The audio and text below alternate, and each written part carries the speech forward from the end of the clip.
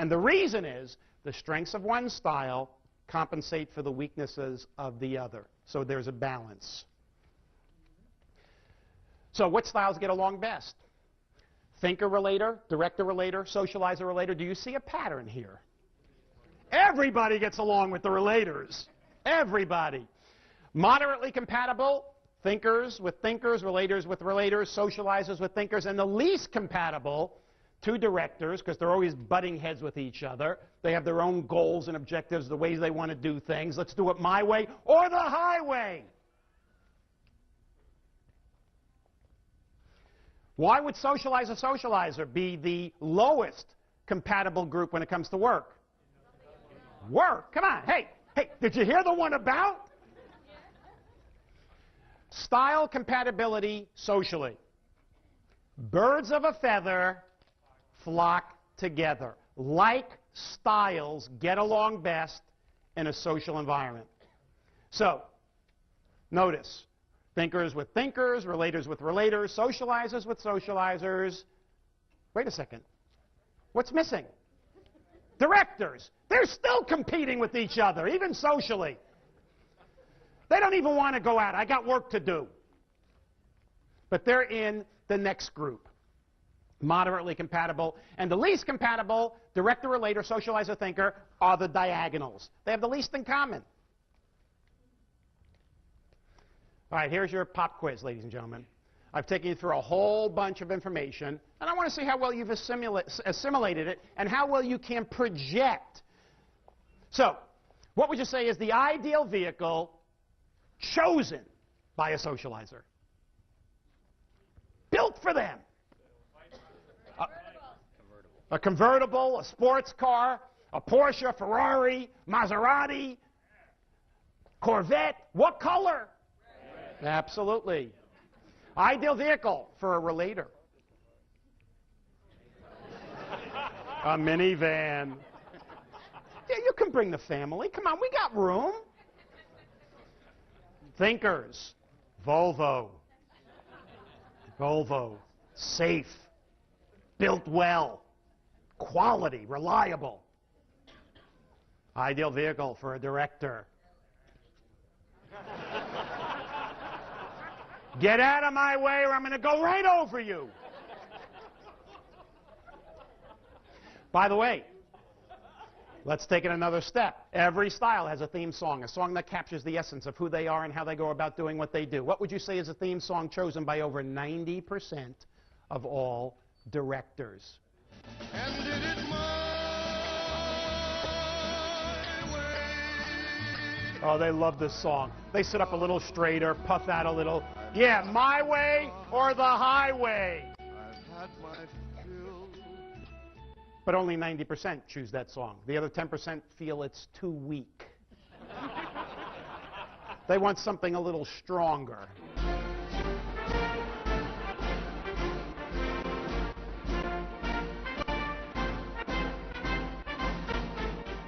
Ideal song for a thinker.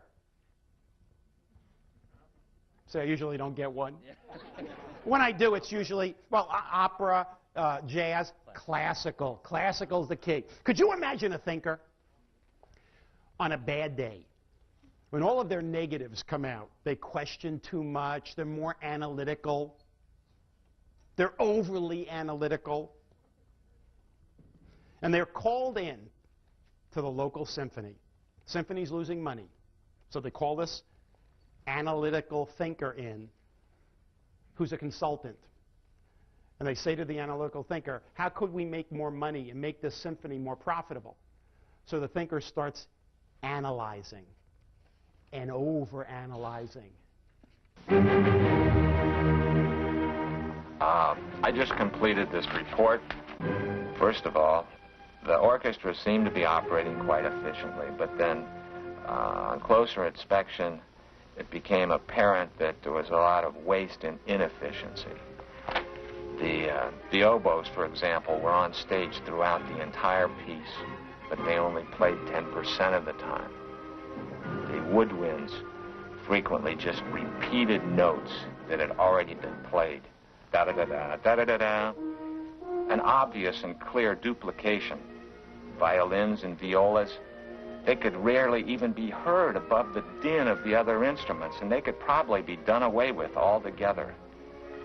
My calculations show that by getting rid of the unnecessary instruments and by cutting the running time of the piece by a third, substantial savings could be had not only in salaries, but in overhead expenses, lighting, heating, electricity, rental time for the auditorium, all sorts of things. The bottom line in this business is profit and loss, minimax, minimizing expenses and maximizing profits. If the symphony puts my study into effect, they'll have more people units seeing shorter music units, enjoying it more, it'll cost less, and their profits will be greater. He's so proud. Ideal song for a relator. Feelings, right? You've got a friend. People. People who need people are the luckiest people in the whole world.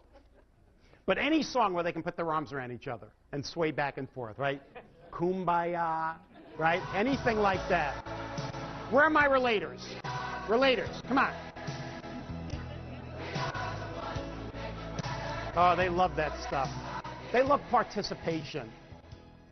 And of course, of all four styles, nobody loves love songs more than the relators. So it just stands to reason that their favorite artist, or one of their favorite artists, would be...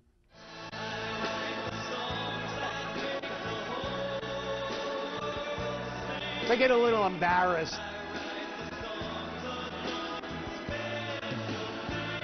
Then they lean over and say, you know, I really do like him. Ideal song for a socializer. How many want to dance right now? Yeah. Okay. Let us go into our last section here before break, and that is, how do you practice adaptability with each style? So let's talk about directors. With directors, key thing is making sure that you understand and support and reinforce their goals and objectives. Another thing is to keep the relationship businesslike. Don't get chummy with them. You know, get right to the point, bottom line it with them. What you want to do is provide, as I mentioned before, options with brief supporting analysis so that they can make a quick decision. And above all else, treat them rapidly. This is a crucial point. Now listen to this. One of the worst things you can do with a director is build up to the point. They do not want that. Whatever the key point is, you say it. Sales are down 32%. And here's why. And then they want you to hit them right between the eyes, and if they have other stuff that they need to know, whereas with thinkers, you do the exact opposite. You are building up with the points to the key. All right? So, how about thinkers? Some of the things to focus on with thinkers. Actions, not words. I'm from Missouri. Don't tell me, show me. They don't care about your opinion, other people's opinions. They want to see it in writing. Be systematic, exact, prepared. Right? Don't go in and try to wing it with them. You might get away with that with socializers, but you will definitely get slapped down when it comes to thinkers. Anytime you are presenting something to them, list the advantages as well as the obvious disadvantages. And I'll tell you why the obvious. I'm not saying to list out all the disadvantages, but certainly the obvious disadvantages. Because if they're obvious, do you think that the thinkers will find them? Yeah. And if they find them and you didn't tell them, that is, to them at least, a lie of omission. A lie of omission means you cannot be trusted. Kiss that sale goodbye. Provide proofs, guarantees, and put it in writing. They don't want your word. They want it in writing. And above all else, treat them precisely. Relators. Key thing, make sure you show personal interest and listen to them. Remember, they are the best listeners. They want reciprocity here. They want to see how well you listen to them. Give them time to trust you. They're not going to make a key decision. They're not going to buy something until they trust you. That's a key. Provide guarantees and personal assurances. Now, with thinkers, you've got to put it in writing. With relators, it's just your word. I'll tell you one thing that really, really works with relators. After a sale, even before the sale, you say to them, look, if anything goes wrong, I want you to know my company will stand behind the product, but more than my company, I stand behind the product. And pull out your business card, you give the business card. Here's my business card. Give it back to me for a second. Write down your personal home phone number. Here's my home phone number. Now, I want you, if you cannot get me at the office, if you cannot get what you need at my office, whether it's me or somebody else, I want you to call me at home. Anytime, day or night, you call me at home. 3 o'clock in the morning, call me at home. I am the one who's going to take care of you personally. Now, what would that do for relators? They're just going, whoa, whoa. Now, never, ever do that with directors, because they will call you at 3 in the morning, just out of spite. Above all else, treat them friendly. Socializers. Key thing with socializers, support their ideas and dreams. Sometimes they are way out there, but don't criticize, shoot them down, say that's impossible, that's ridiculous. Summarize in writing who is to do what, when, where, how, and why.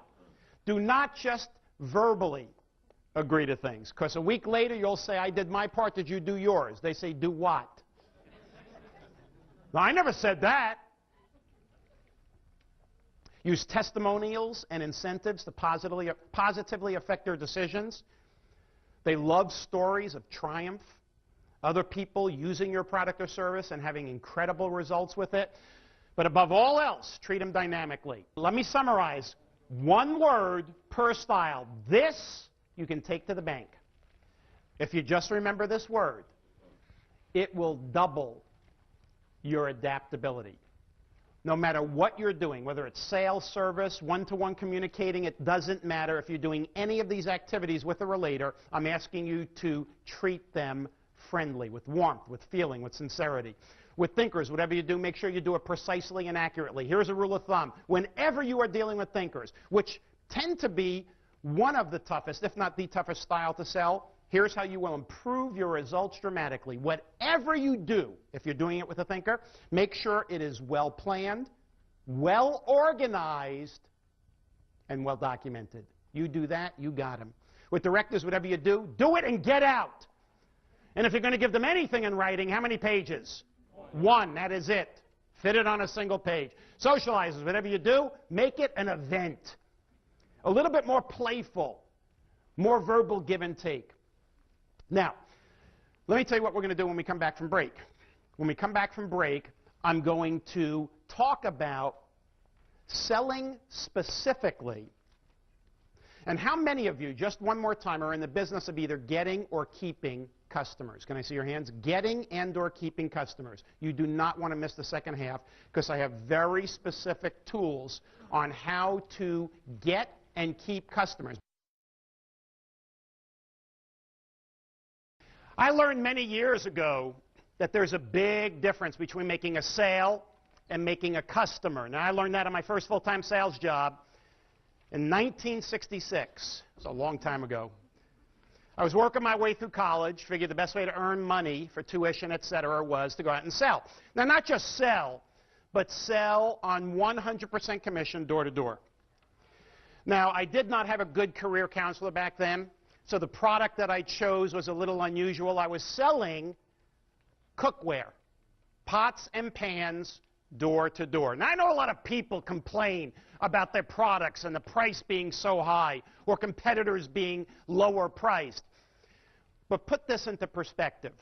In 1966, I was selling a 10-piece set of cookware for $300.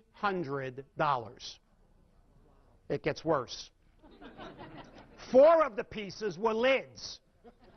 There were just 6 pots. But in my first 9 weeks, went out and sold over $11,000 worth of cookware, Counting my commissions, sales contest winnings, bonus, I was making more than my father, more than most of my friends' parents. So by anybody's definition, I should have felt good, right? But something was wrong. Couldn't identify it back then, couldn't put my finger on it, but something wasn't right. Now back then, we were taught when we went out and did our sales presentation to give a canned, memorized presentation, verbatim, word for word, couldn't deviate a word. We were taught, contrary to what was being taught back then, we were taught never ever ask for referrals immediately after you make the sale. Instead, we were taught as soon as you make the sale, get out before they change their mind. My target market, single women between the ages of 18 and 21 who were working full-time. And I was 19 at the time, and I was working on my double prospecting system, but that's a whole other story. But I think it was when I delivered the cookware and I asked for referrals. And the response that I got that gave me this feeling something wasn't right. So, what's your first name? Dana. Dana. It's my daughter's first name. Dana. All right, so Dana, let's make believe that I'm delivering the cookware. You don't have to say or do anything, but I'm delivering the cookware to Dana. This is exactly verbatim, even choreographed. You know, they had these little things, you know, what I'm supposed to do as I'm saying these words. So this is exactly what I did. And you tell me if something doesn't feel right or sound right. Dana, what I want you to do, go get your appointment book. You and I were going to sit down. We're going to go through it page by page. And you're going to give me the names of all your friends who you believe should take advantage of the same opportunity you yourself took. Now, notice how I asked. I did not ask, Dana, do you have a book? No. Nor did I ask, Dana, would you please get the book? No.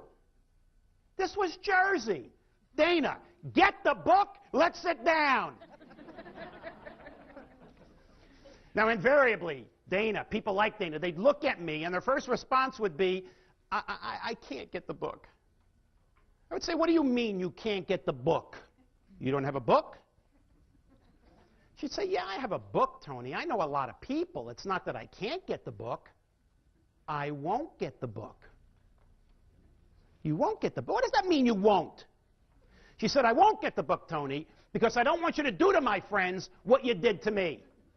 Hey,